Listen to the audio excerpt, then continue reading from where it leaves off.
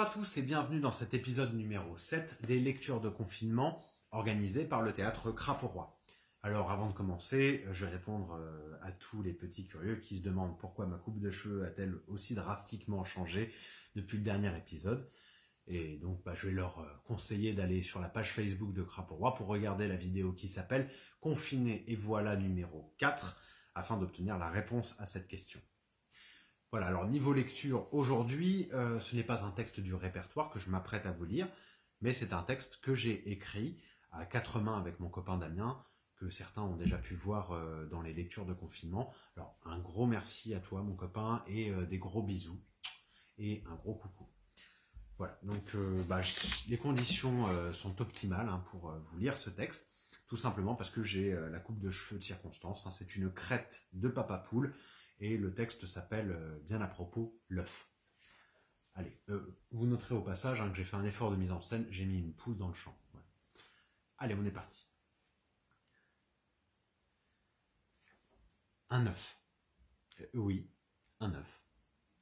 Du jaune, du blanc et une coquille. Le premier dans le deuxième et le tout dans le dernier.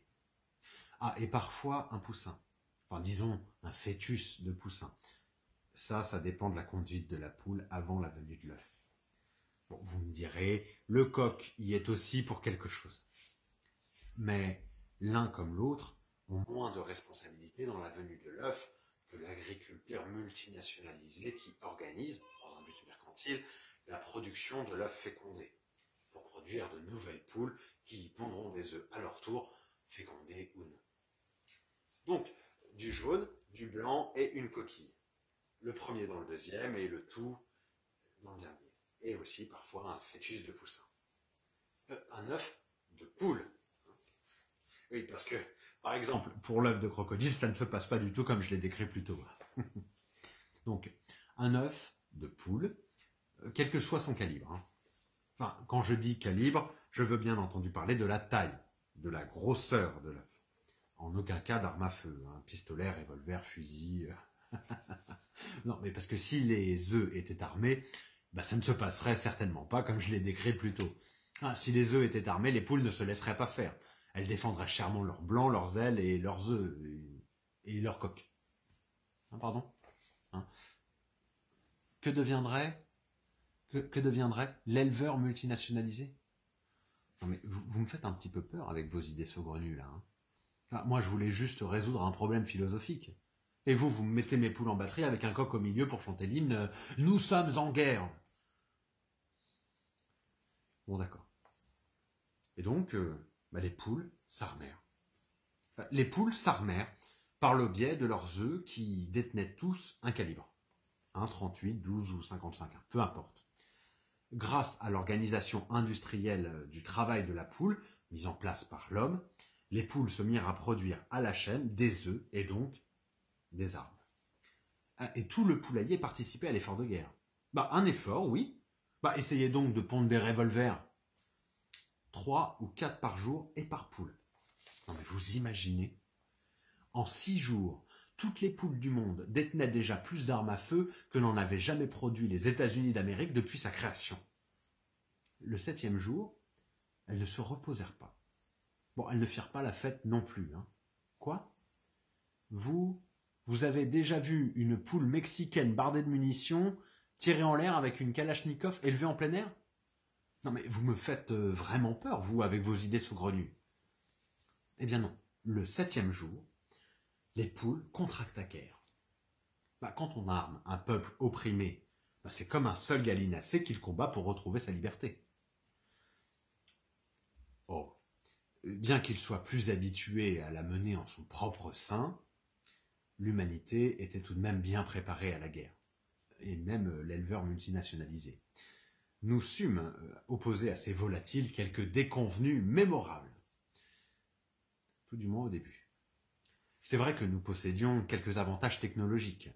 Une aviation forte, alors que les poules ne volent pas, une marine efficace, alors que les poules ne nagent pas, et bien entendu la bombe, alors même que les poules ne détonnent pas. Mais les poules sont partout, sur presque tous les territoires et dans tous les pays. Habituellement, lors d'une guerre, on voit venir l'ennemi de loin et d'ailleurs, D'ailleurs, les poules étaient un ennemi intérieur.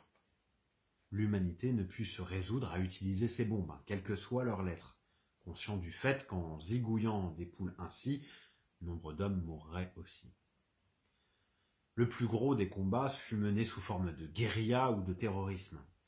Nos batteurs en première ligne, nous ne reculions devant rien, nous nous battions bec et ongles et peaufinions nos mouillettes à retardement. Mais au final, nous fûmes vaincus par notre nature. L'homme est un gourmand et il a peur de manquer. Ce n'est pas face à une poignée de poulets déplumés qu'il dut s'opposer, mais à 52 millions de poules en colère qu'il avait lui-même élevées. Pour 7,7 milliards d'humains. Ça fait 6,7 poules pour un seul homme. Une lutte à mort à 6,7 contre 1. Même en comptant celle déjà amochée, c'est sans suspense que, durement touchés, les hommes durent s'incliner devant la suprématie gallinacée. Celle-là même qui, autrefois, garnissait la carte des restaurants KFC. Ça aurait pu s'arrêter là, mais maintenant que l'humanité n'était plus une menace pour elle, les poules durent faire face à un problème de poids, car justement elles n'arrivaient plus à en prendre. La famine guettait.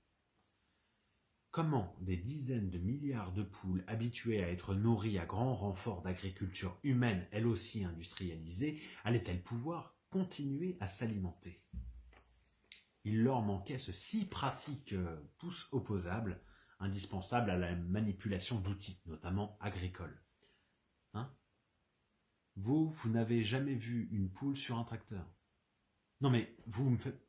Ah non, non, j'ai rien dit. Vous avez raison, moi non plus. J'ai jamais vu une poule sur un tracteur. Bref.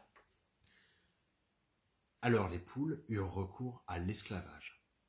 Puisant dans ce petit milliard d'êtres humains défaits et vaincus, et c'est sous la menace qu'elles convertirent les hommes, politiques, d'entretien, à tout faire de l'aide, de sciences, d'affaires, d'entreprises, d'honneur, d'église et de foi et de loi, et trop souvent ni de l'un ni de l'autre. C'est toute l'humanité qui se mit à œuvrer dans les champs pour sustenter ces poules. Rien ne faisait plus obstacle à la fulgurante ascension des poules. Celles-ci s'organisèrent en gouvernement démocratique, créant leur utopie poulaillère, basée sur l'égalité de toutes et de chacun. Chaque individu de la population gallinacée put ouvrir son esprit à l'art, à la culture, au savoir et à la philosophie. Avec le temps, l'intellect des poules dépassa celui de l'être humain, qui, au même moment, se mit à régresser, perdant peu à peu la capacité de parler et de penser, devenant simple bête de somme. Les poules, en tant que seule espèce intelligente de la Terre, peuplaient cette dernière aux quatre coins, échangeant des marchandises à tout va, produisant sans contrainte.